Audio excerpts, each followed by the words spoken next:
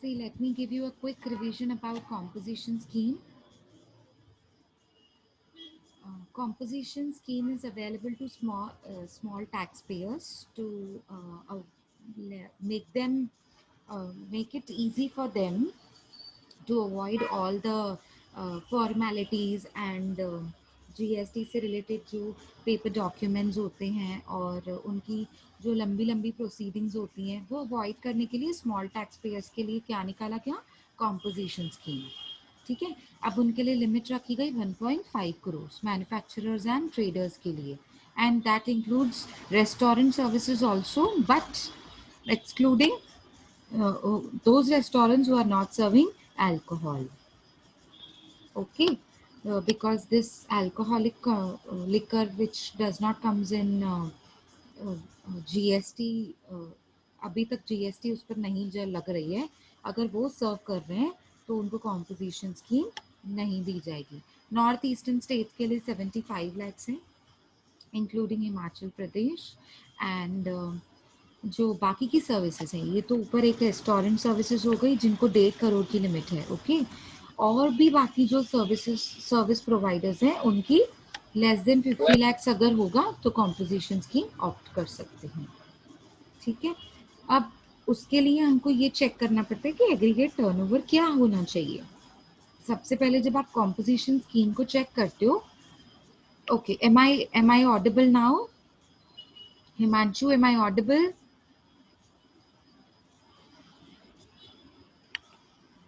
Aggregate turnover calculate करना पड़ता है आपको for calculation of for understanding whether he can opt for composition scheme ठीक है whether a dealer can opt for composition scheme he will have to check first that what is his turnover because based on the turnover he will understand it is below 1.5 crores or above 1.5 crores. If that aggregate turnover is below 1.5 crores, he can opt for it. Okay, so aggregate turnover includes what all things and exclude how many things. It includes the value of exported goods and services. It includes those goods on which GST is exempted, GST is nil rated. I mean, nil rate is applicable on such goods and services, or it is wholly exempted. Okay, or you have done interstate supplies between distinct person having same PAN. Okay, that also you have to count. Supply on account of own and on the behalf of principal means taxable supply in short. This means taxable supply. Okay, so what all it excludes? It does not include that value on which recipient has to pay the tax under reverse charge mechanism. It does not include that value. If it is included, you have to deduct it. Next, we have central tax, which is known as CGST, sales tax, which is known as state tax, which is known as SGST, union territory, IGST. All these taxes should not be included. It should be excluded. Compensation cess, any other duty like health and education cess should not be included. Who cannot opt for scheme? We have already done this. I'm just giving you a quick revision. Manufacturers of ice cream, pan masala or tobacco. Person making interstate supply means from Maharashtra to Gujarat. If you are supplying your goods to another company which is situated in Gujarat and you are situated in Maharashtra, your company is situated in Maharashtra. Therefore, such persons cannot, such dealers cannot opt for composition scheme. Casual taxable person, CTP, I already told you what is CTP. In short, I explained you about CTP that those persons who does not have their place of business at one, I mean fixed place, does not have a fixed place of their business. Okay, such like persons are known as CTP, casual taxable person, and non-resident, of course, they cannot opt for composition scheme. Business which supply goods through eco will not be able to opt for composition schemes. These were certain conditions to opt for composition. You cannot claim ITC, you cannot deal in goods which are exempted, which are not taxable in GST outside the purview of GST, such as alcoholic liquor for human consumption. Normal rates will be applicable under reverse charge mechanism. Okay, these rates will not be applicable. These 156, these rate will not be applicable for those goods when you buy it, from unregistered dealer, or maybe from maybe under 9 subsection 3 or 9 subsection 4. That means if you come under reverse charge mechanism, you will not be, I mean, you can claim composition scheme, but those goods will not be eligible for opting for composition. On those particular goods, you will have to pay normal tax under reverse charge mechanism. Okay. Next is if all businesses are under same PAN, and if one business is, under the composition scheme, automatically all other businesses also comes under composition scheme. Or otherwise, you will have to entirely opt out for this scheme. If you don't want it for other two business, you want it for only one business, no, you cannot do that. Next is, always remember, a taxpayer, a dealer who has opted for composition scheme, he should mention on every bill and on maybe every notice, signboard, tag boards, that he is a composition taxable person. Why? Because he cannot charge from the customers. He cannot charge tax from the customers. So how will customers know about it? Through this notice that he is a composition dealer. Okay. Now, manufacturers and traders can now also provide services up to 10% of turnover or rupees 5 lakhs, whichever is higher. Suppose your turnover is 10 lakhs. So 10 lakhs is, what is 10% of 10 lakhs? It is 1 lakh, right? So 1 lakh or 5 lakh, whichever is higher, 5 lakhs. So up to 5 lakhs you can give your services also if you are a manufacturer or a trader. Okay. How can a composition dealer raise the bill? He will have to issue bill of supply, not tax invoice, first of all. Okay. And in that bill of supply, every bill of supply, on the top of that bill, he should mention that he's a composition dealer. And these are the rates that a composition dealer has to follow. If he's a manufacturer or a trader in goods, his tax rate will be flat rate. It will not fluctuate until the notification comes. Okay.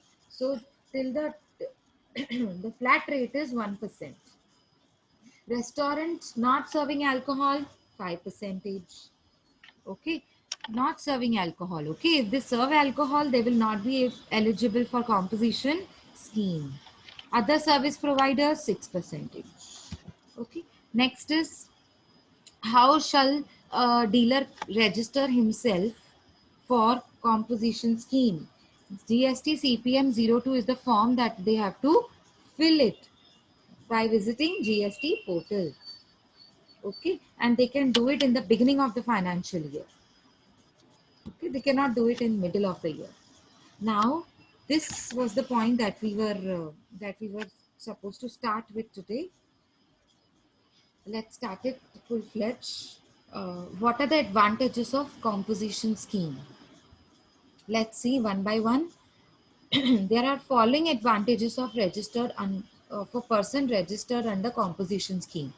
सबसे पहले तो उसके लिए less compliance होगा, मतलब returns file नहीं करनी पड़ेंगे, बुक्स को मेंटेन करने का रिकॉर्ड झंझट नहीं होगा, issuance of invoice, tax invoice issue नहीं करना पड़ेगा, राइट? मतलब businessman will enjoy lesser compliance under this scheme. ठीक है, एम्पल ऑफ टाइम बच जाएगा ना बिजनेसमैन के पास, तो दूसरी एक्टिविटीज में वो ध्यान दे सकता है, क्योंकि ऑलरेडी वो छोटे लेवल पे बिजनेस कर रहे हैं.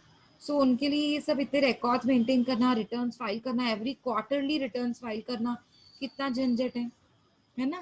फिर आपको नॉलेज नहीं है तो आपको अकाउंटेंट को रखना पड़ेगा, उसको सैलरी देनी पड़ेगी, ये भी आपका खर्चा बच जाएगा. ठीक है, इसीलिए कॉम्पोजिशन स्कीम बनाई गई छोटे लेवल पे जो काम कर रहे हैं बिजनेसमैन, स्मॉल एंटरप्रेन्योर्स. ओके. अब लिमिटेड टैक्स लाइबिलिटी, अब उनके लिए जो लाइबिलिटी होती है, टैक्स लाइबिलिटी, वो बहुत लिमिटेड होती है, और उनके लिए थ्रेशोल्ड भी तो बनाया गया है. 1.5 करोड़ का थ्रेशोल्ड, अगर वो क्रॉस करेंगे तो ही वो कॉम्पोजिशन, आई मीन सॉरी, अगर उसके अंदर रहते हैं तो ही वो कॉम्पोजिशन स्कीम ले सकते हैं। तो 1.5 crore is such a big amount. आ रही है बात समझ में? तो उनके लिए अच्छा खासा एक थ्रेशोल्ड लिमिट रखा गया है, so that they enjoy this eligibility of composition scheme. Okay, high tax, high liquidity as taxes are at lower rate. High liquidity है ना, इनके पास कैश की शॉर्टेज नहीं पड़ेगी। क्यों? क्योंकि जीएसटी का जो अमाउंट है वो बहुत छोटा है जो कि आपको गवर्नमेंट को भरना है। The amount of GST that has to be paid to government is very low, and therefore they enjoy high liquidity. Okay, what are the advantages? Let us check that also. Limited territory of business, मतलब वो ज्यादा दूर तक business नहीं कर सकते, interstate transactions नहीं कर सकते वो। क्यों? Because a composition dealer can, I mean interstate transaction जो करते हैं ना, जो बिजनेस इंटरस्टेट में होते हैं, they can not opt for composition scheme. हमने ये पहले पढ़ा था डूज एंड डोंट्स में, मतलब वो can not opt for composition scheme में पढ़ा था ना।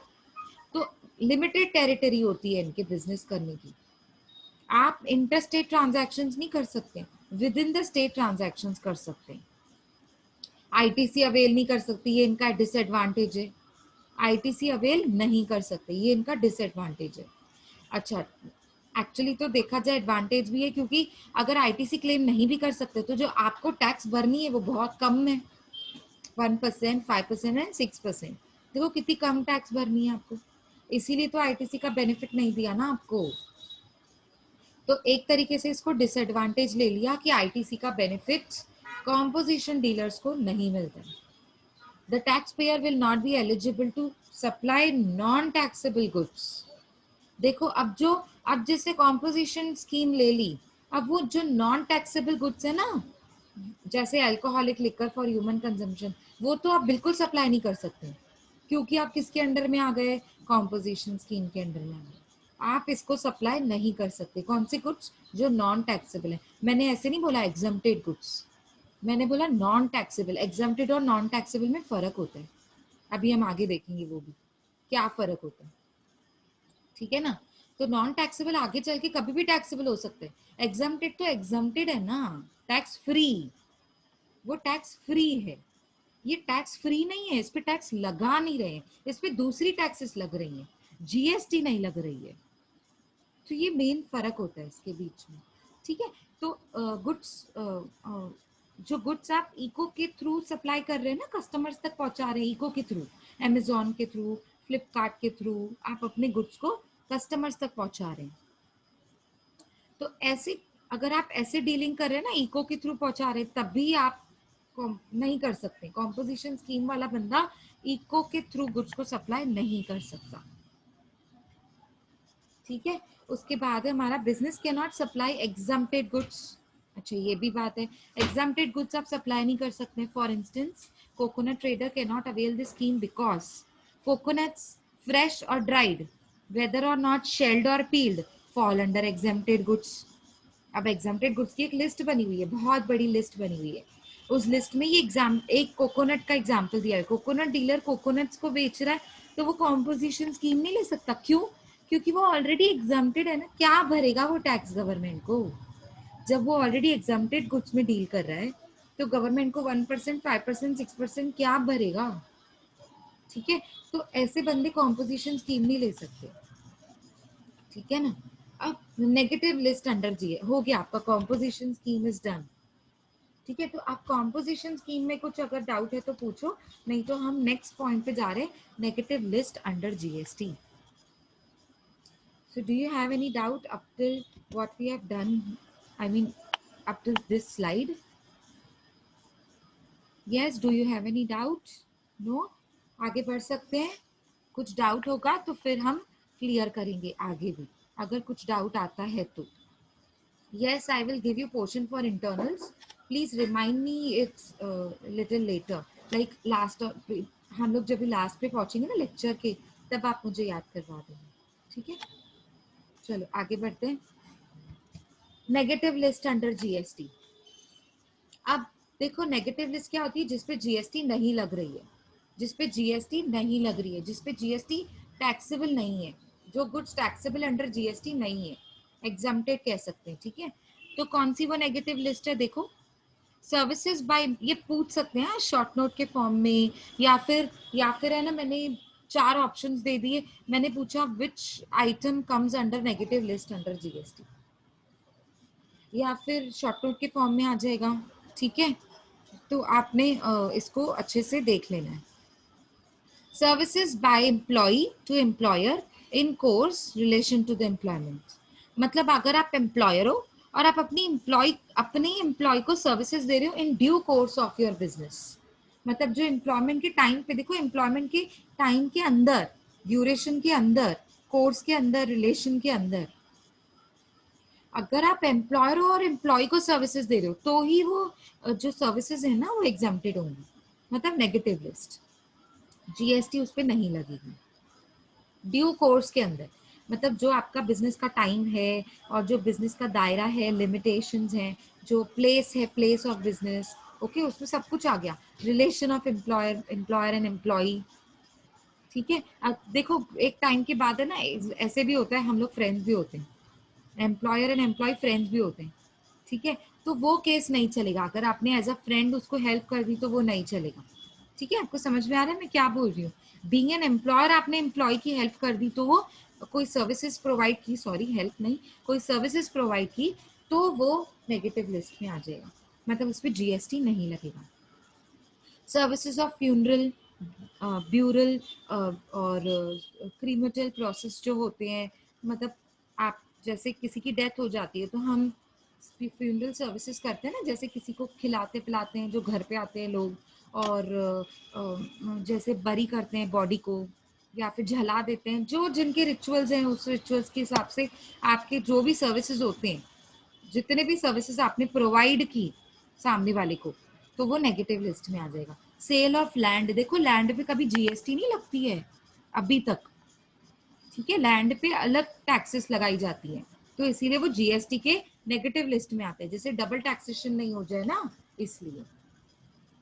तो लैंड अगर आप बेचोगे तो उस पर जीएसटी नहीं लगती है। सेल ऑफ कंप्लीटेड बिल्डिंग, आप जब कंप्लीट बिल्डिंग पूरी स्ट्रक्चर्ड हो चुकी है, अगर आप उसको बेच रहे हैं तो उस पर जीएसटी नहीं लग रही है, उस पर अलग अलग टैक्सेस लगती है, स्टैम्प ड्यूटी का वगैरह वगैरह। एक्शनेबल क्लेम्स क्या होते हैं, समझते हैं एक्शनेबल क्लेम्स, जैसे लॉटरी, बेटिंग, गैम्बलिंग, ये सब गेम्स होती हैं, या फिर कौन बनेगा करोड़पति, है ना, ऐसी गेम्स होती है ना, ऐसी कहते हैं एक्शनेबल क्लेम्स। लेकिन इसमें बहुत सारी गेम्स होती है, winning from lottery, winning from horse races, है ना, ये बैटिंग में आ जाएगा। तो जो देखो सारे एक्शनेबल क्लेम्स, लेकिन other than lottery, batting and gambling, बाकी जो भी होते हैं, जैसे मैंने एग्जांपल दिया ना, जैसे देखो टीवी शोज नहीं चलते हैं, रोडीज चलता है, आई डोंट नो अभी तक चलता है कि नहीं चलता है, बिग बॉस है, और आई होप यू अंडरस्टैंड, कौन बनेगा करोड़पति, ये सब आ जाएंगे। Other than lottery, betting and gambling, ये सब काउंट नहीं होगा, ठीक है लॉटरी भी एक एक्शनेबल क्लेम है, बेटिंग करना भी एक एक्शनेबल क्लेम है, मैं ऑक्शनेबल क्लेम नहीं बोल रही हूँ, ऑक्शन नहीं बोल रही हूँ, जो ऑक्शन लगाया जाता है वो नहीं बोल रही हूँ, एक्शनेबल क्लेम्स बोल रही हूँ, ठीक है। गैम्बलिंग हो गया, तो ये सारी चीजें हटाकर बाकी जितने भी एक्शनेबल क्लेम्स हैं उन पे जीएसटी नहीं लग रहा है, मतलब इसका मतलब है लॉटरी, बैटिंग और गैम्बलिंग पे लग रहा है। आप समझ रहे हैं ना मैं क्या बोल रही हूँ, एटलीस्ट से यस और नो, बहुत सिंपल Yes, पॉइंट ma'am. है। ठीक है, चलो सर्विसेज बाय एनी कोर्ट और ट्रिब्यूनल, समझो आपका कोई कोर्ट केस चल रहा है, तो आप किसी सुप्रीम कोर्ट या हाई कोर्ट पे, कोर्ट और ट्रिब्यूनल एक ही बात होती है, तो आप किसी हाई कोर्ट में, किसी सुप्रीम कोर्ट में अपना केस लेके गए, तो जो सर्विसेज वहां पे आपको मिल रही है ना, तो वो जीएसटी से बाहर है, मतलब जीएसटी नहीं लग रही है उसको। Functions performed by MPs and MLAs, who are MPs and who are MLAs, कोई बताएगा मुझे फुल फॉर्म, कौन होते हैं ये एमपीज और एमएलएस, कौन होते हैं? Member of parliament, MP, and member of legislature assembly, member of legislative assembly कहते हैं ना, कोई लेजिस्लेटिव असेंबली बना हुआ है उसके मेंबर्स हैं हम, या पार्लियामेंट जो बनी हुई है, गवर्नमेंट की पार्लियामेंट होती है ना, वो काउंसिल बना हुआ रहता है, उनके मेंबर हैं हम। तो हमने कोई फंक्शंस परफॉर्म किए और हमने कोई सर्विसेज दी, तो वो जीएसटी के मतलब जीएसटी नहीं लगेगी उस सर्विस पे। Duties performed by persons who hold any post in pursuance of the provisions of constitution in their capacity. In short, मतलब जो इंडियन कॉन्स्टिट्यूशन के, जो पार्लियामेंट के, या फिर जो जो ड्यूटीज परफॉर्म करते हैं कॉन्स्टिट्यूशन को मेंटेन करके रखने के लिए, ठीक है, वो ड्यूटीज जब वो परफॉर्म करते हैं, सर्विसेज देते हैं, उन पे जीएसटी नहीं लगती है। तो this is the list that you have to study for negative list under GST. Next आता है आपका देखो, अब है ना ये छोटा सा चार्ट है, I thought it is very simple and I should clear it with you, तो मैंने ये चार्ट निकाला और आपके सामने है। देखो, taxable supply versus exempted supply. मतलब देखो, जब हम सप्लाई करते हैं तो कुछ सप्लाई ऐसा होता है जो टैक्सेबल होता है और कुछ सप्लाई ऐसा होता है जो एग्जाम्प्टेड होता है। एग्जाम्प्टेड मतलब समझा ना आपने, जिसको जीएसटी, जिस पे जीएसटी नहीं लग रही है, ठीक है, चाहे जीरो रेटेड है, चाहे वो एग्जाम्प्टेड है, चाहे वो नॉन टैक्सेबल है। अब आप बोलोगे तीनों में फर्क क्या है, देखते हैं हम वो भी। टैक्सेबल सप्लाई क्या होता है, एक होता है नॉर्मल रेट, जिसपे या तो 5% लगेगा, या तो 12% लगेगा, या तो 18% लगेगा, या तो 28% लगेगा। इसे कहते हैं नॉर्मल रेट। एक होते हैं कॉम्पोजिशन रेट्स, अभी अभी हमने पढ़ा कॉम्पोजिशन में, ये ना पुराना पिक्चर है। हाँ, ये जो 251 दिख रहा है ना, ये पुराना, मेरे पास ये जो पिक्चर था ना, ये पुराना था, तो मैंने सोचा आपको तब बता दूंगी, क्योंकि ये पिक्चर अच्छा है, इमेज अच्छा था, तो मैंने लगा दिया। बट आपको अगर ध्यान होगा ना, तो कॉम्पोजिशन स्कीम के जो रेट्स हैं अभी ऐसे नहीं है। रेट्स क्या, पहले मैन्युफैक्चरर का 1% 2% था, अब 1 हो गया, ठीक है, ट्रेडर का 1 था, अब 1 ही है वो, ठीक है, तो अलग अलग थे। आप देखो 251 नहीं है अभी। मैन्युफैक्चरर एंड ट्रेडर जो गुड्स में डील करते हैं, उनका क्या है, कोई बताएगा मुझे? मैन्युफैक्चरर एंड ट्रेडर जो गुड्स में डील करते हैं, उनका रेट क्या है कॉम्पोजिशन का?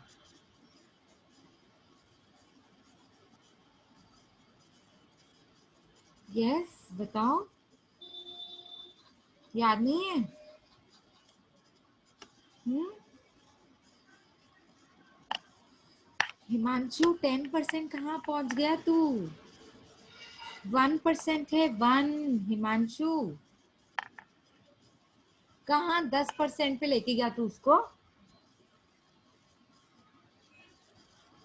1 इट इज 1, ओके। चलो, अब रेस्टोरेंट सर्विसेज जो हैं विदाउट अल्कोहल, जो अल्कोहल नहीं देती हैं, ठीक है, तो जो अल्कोहल सप्लाई नहीं करते हैं, ऐसे रेस्टोरेंट सर्विसेज का क्या रेट है कॉम्पोजिशन स्कीम के लिए? 5। देखो, पहले भी 5 था, अभी भी 5 है। सेकेंड नंबर पे 5 दिख रहा है, ये चेंज नहीं हुआ है। 5 पहले भी था, आप गूगल करेंगे ना तो आपको पता चलेगा, पहले भी 5 था, अभी भी 5 है, ठीक है। अच्छा, एक नया लाया गया, एक ये जो थर्ड है ना, वो नया लाया गया, पहले वो नहीं था। जो अदर सर्विस प्रोवाइडर्स हैं, उन्होंने भी कहा हमें भी कॉम्पोजिशन स्कीम मिलनी चाहिए, तो ठीक है, गवर्नमेंट ने उनके लिए भी एक लिमिट लगा दी कि 50 लाख के नीचे तक अगर सर्विस प्रोवाइड करते हैं, अगर आप सर्विसेज में डील करते हैं और अगर आपका टर्नओवर 50 लाख के नीचे तक है, तो आप कॉम्पोजिशन ले सकते हैं। और कितना ले सकते हैं, कितना टैक्स भरना पड़ेगा?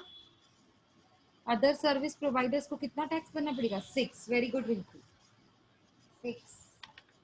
वेरी नाइस, ठीक है। तो ये जो आप रेट देख रहे हैं ना यहाँ पे, बस वो आप थोड़ा ध्यान दीजिएगा प्लीज, एग्जाम में गलत मत लिख के आना। 251 नहीं है, इट इज 156, ठीक है। अब आप ध्यान दो एग्जाम्प्टेड सप्लाई पे। एग्जाम्प्टेड में nil rate, whole exempted, non taxable. देखो, निल रेट वो होता है जिसपे 0% टैक्स रखते हैं। होल एग्जाम्प्टेड क्या होता है, देखो जीएसटी के परव्यू में तो है, लेकिन टैक्स नहीं लग रहा है, exempted, free free, tax free, ठीक है। और नॉन टैक्सेबल बोले तो, नॉन टैक्सेबल बोले तो जीएसटी के परव्यू में नहीं, जैसे alcoholic liquor for human consumption, non taxable supply, ठीक है, मतलब उस पर दूसरी टैक्स लग रही है, ठीक है ना। इन तीनों को, ये देखो, ये तीन जो है ना, ये तीन क्राइटेरिया, इन तीनों में आईटीसी अवेल नहीं कर सकते। और जो टैक्सेबल सप्लाई है, नॉर्मल रेट वाला आईटीसी अवेल कर सकता है, कॉम्पोजिशन आईटीसी अवेल नहीं कर सकता है, तो इन शॉर्ट ये देखो, टैक्सेबल सप्लाई में दो थे, नॉर्मल एंड कॉम्पोजिशन। सिर्फ नॉर्मल रेट वाला ही आईटीसी अवेल कर सकता है। कॉम्पोजिशन, कॉम्पोजिशन जो टैक्सेबल सप्लाई में आते हैं और एग्जम्प्टेड में तीन आते हैं, निल रेट, होल, होल एग्जम्प्टेड और नॉन टैक्सेबल। ये चारों को आईटीसी अवेल करने का बेनिफिट नहीं है।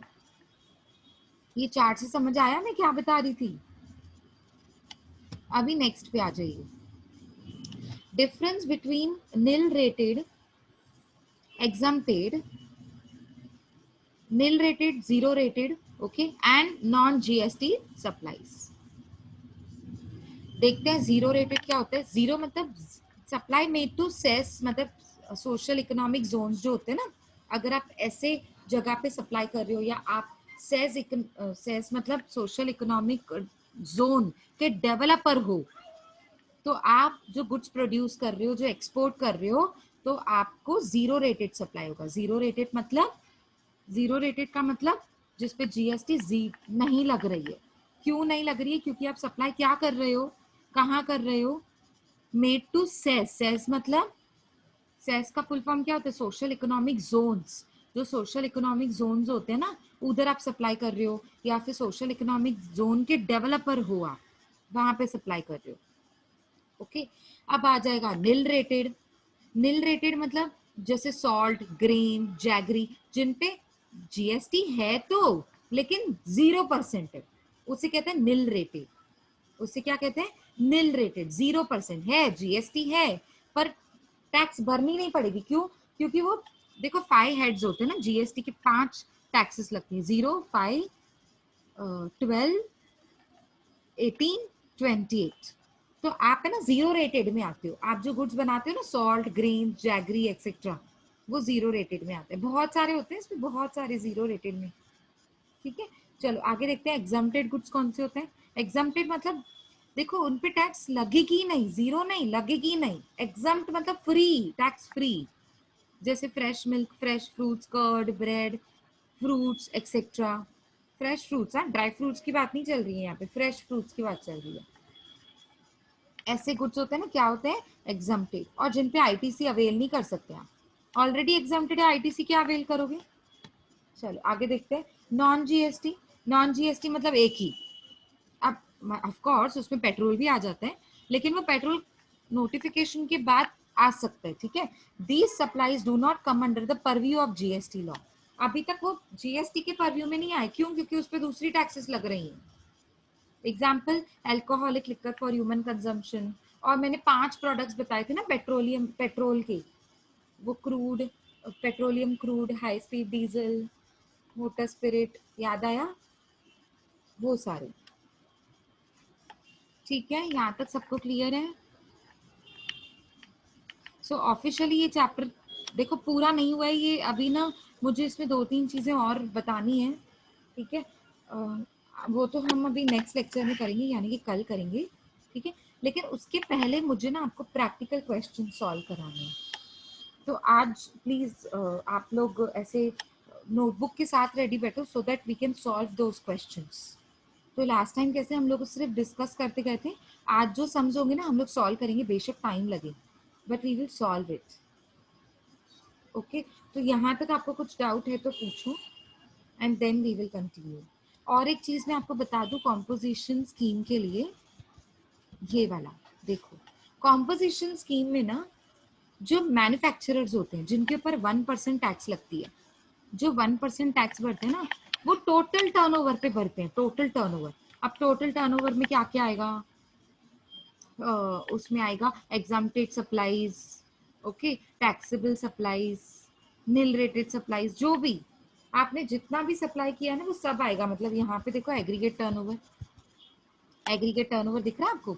ये टोटल टर्नओवर जो है ना, exempted supply, interstate supply having same pan number, है ना, और ये टैक्सेबल सप्लाई होता है 4th वाला, और ये एक्सपोर्ट होता है। मतलब जो मैन्युफैक्चरर है ना, उसके ऊपर टोटल, जो टोटल टर्नओवर होगा ना, उसके ऊपर सीधा 1% कैलकुलेट करेंगे।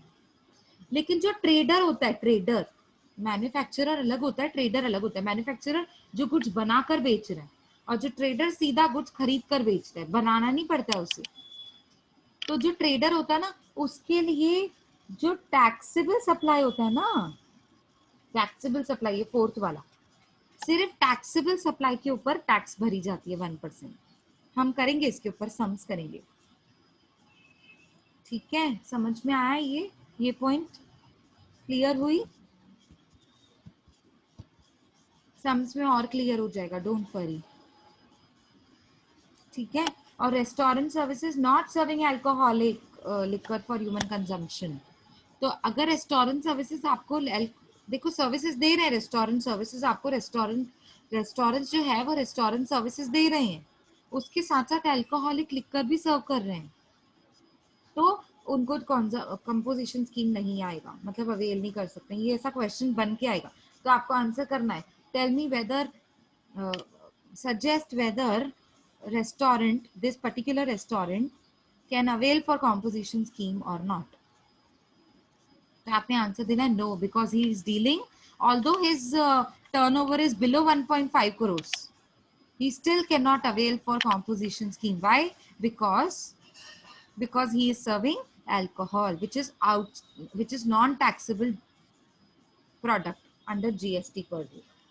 Non-taxable है ना, तो ऐसा प्रोडक्ट जो नॉन टैक्सेबल अंडर जीएसटी है, उसे आप सर्व नहीं कर सकते, उसमें आप डील नहीं कर सकते।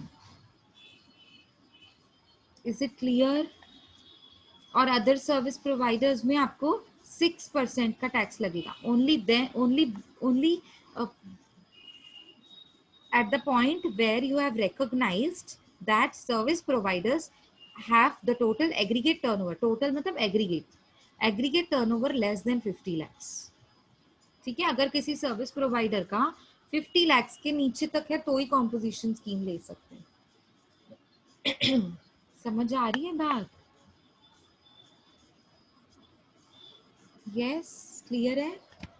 और ये पॉइंट पे भी ध्यान देना, wait I tell you,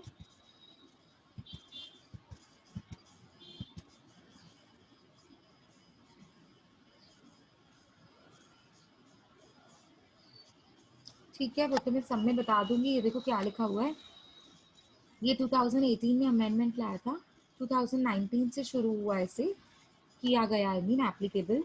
manufacturer and trader can now also supply services to the extent of 10% of turnover और ₹5 लाख व्हिचएवर इज हायर। अब ये जो हम देखते हैं ना, ये इंफॉर्मेशन, ये प्रीवियस फाइनेंशियल ईयर की देखेंगे, प्रीवियस फाइनेंशियल ईयर किसकी देखेंगे हम? Previous financial year. Suppose manufacturer है, अब वो मैन्युफैक्चरर जो गुड्स कर रहा है उससे रिलेटेड सर्विसेज प्रोवाइड कर रहा है। अगर उससे रिलेटेड सर्विसेज प्रोवाइड कर रहा है, तो जो प्रीवियस ईयर में आपका जो टर्नओवर था, प्रीवियस ईयर का टर्नओवर, प्रीवियस फाइनेंशियल ईयर का टर्नओवर, तो जो टर्नओवर होगा ना, सपोज प्रीवियस फाइनेंशियल ईयर का टर्नओवर है 10 lakhs, तो 10 lakhs का 10% निकालेंगे हम, ठीक है? तो आएगा 1 lakh और 5 lakhs whichever is higher. So the answer is 5 lakhs. तो आपकी सर्विसेज 5 lakhs तक होनी चाहिए, उससे ज्यादा नहीं होनी चाहिए। पर आपकी सर्विसेज कितनी है वो आप चेक करेंगे, प्रीवियस फाइनेंशियल ईयर में आपकी सर्विसेज कितनी है और अभी के क्वार्टर में कितनी है, वो आप चेक करेंगे, वो क्वेश्चन में दिया रहेगा। अगर वो 5 lakhs के अंदर है तो ठीक है, ज्यादा हो गया तो नहीं, कॉम्पोजिशन स्कीम नहीं ले सकता वो। ओके, कौन सी पॉइंट रिपीट करूं? 50 lakhs वाली, ये वाला। देखो, जो अदर सर्विस प्रोवाइडर्स होते हैं ना, सपोज अभी मैंने एग्जांपल ले लिया, मैं चार्टर्ड अकाउंटेंट हूँ, क्या मैं रेस्टोरेंट सर्विसेज प्रोवाइड कर रही हूँ? नहीं। मैं डॉक्टर हूँ, क्या मैं रेस्टोरेंट सर्विसेज प्रोवाइड कर रही हूँ? नहीं। मैं रेस्टोरेंट का एग्जांपल क्यों दे रही हूँ? क्योंकि रेस्टोरेंट सर्विसेज प्रोवाइड करते हैं, गुड्स नहीं बेचते हैं। खाना बनाकर देना किसी को गुड्स बेचना नहीं होता है। खाना बनाकर देना, सर्व करना, वहां पे खा के जाते हैं लोग, तो वो प्रोडक्ट कोई बेच नहीं रहे, वो आपको सर्विस दे रहे हैं, service. I hope you can understand the difference between. अगर एक मैन्युफैक्चरर है, वो है ना बेकरी मैन्युफैक्चरर है, ठीक है? मतलब ब्रेड्स बनाते हैं और केक्स बनाते हैं। अगर वो बनाकर बेच रहा है तो वो फूड आइटम है, वो बनाकर बेच रहा है, वो प्रोडक्ट है, वो गुड्स में डील कर रहा है। लेकिन रेस्टोरेंट वाला बंदा जो होटल ओपन करके बैठा है और खाने की सर्विसेज दे रहा है, खाना बनाकर लोगों को खिला रहा है और उसके लिए चार्ज कर रहा है आपको, तो ये तो सर्विस हो गई ना, ये तो सर्विस हो गई। ठीक है, होम डिलीवरी की सर्विसेज भी है, पर वो है तो सर्विस ना। वो आपको बनाकर बेच रहा है, मतलब बेकरी वाला बनाकर बेच रहा है, वो एक प्रोडक्ट बनाकर बेच रहा है क्योंकि वो मैन्युफैक्चरर है। यहाँ पे रेस्टोरेंट जो आपको खाना खिला रहे हैं, बनाकर बेच रहे हैं आपको, तो वो सर्विसेज प्रोवाइड कर रहे हैं। So it is a difference between the two. ठीक है, तो आपको समझ में आना चाहिए। अब जो रेस्टोरेंट वाली सर्विसेज हैं, जो होटल वाले सर्विसेज दे रहे हैं, उनको छोड़ के बाकी सारी सर्विसेज, अदर सर्विस प्रोवाइडर्स, मैंने एग्जांपल्स भी दिए, लॉयर, चार्टर्ड अकाउंटेंट, और सैलून में जाते हैं हम, सैलून में कोई प्रोडक्ट बिक रहा है? नहीं। सैलून में आप हेयर कट करवाने जा रहे हैं, तो ये तो सर्विस हो गई ना। हाँ, डॉक्टर, लॉयर, टीचर, आपको टीचर कोई प्रोडक्ट नहीं बेच रहा है, नॉलेज बेच नहीं रहे हैं, नॉलेज दे रहे हैं, सर्विस दे रहे हैं हम बुक्स नहीं बेच रहे हैं आपको, बुक्स तो आप किसी और से खरीदते हैं। जो आपको बुक्स बेचते हैं वो कोई और है, वो डीलर है, वो मैन्युफैक्चरर, वो ट्रेडर्स हैं। हम आपको सर्विस दे रहे हैं, नॉलेज दे रहे हैं। आई बात समझ में? तो ऐसे सर्विस प्रोवाइडर्स, अगर उनका टर्नओवर 50 लाख के नीचे है, तो वो कॉम्पोजिशन स्कीम को ऑप्ट कर सकते हैं और उनका टैक्स होगा 6%। ओके, अभी समझ में आया हिमांशु?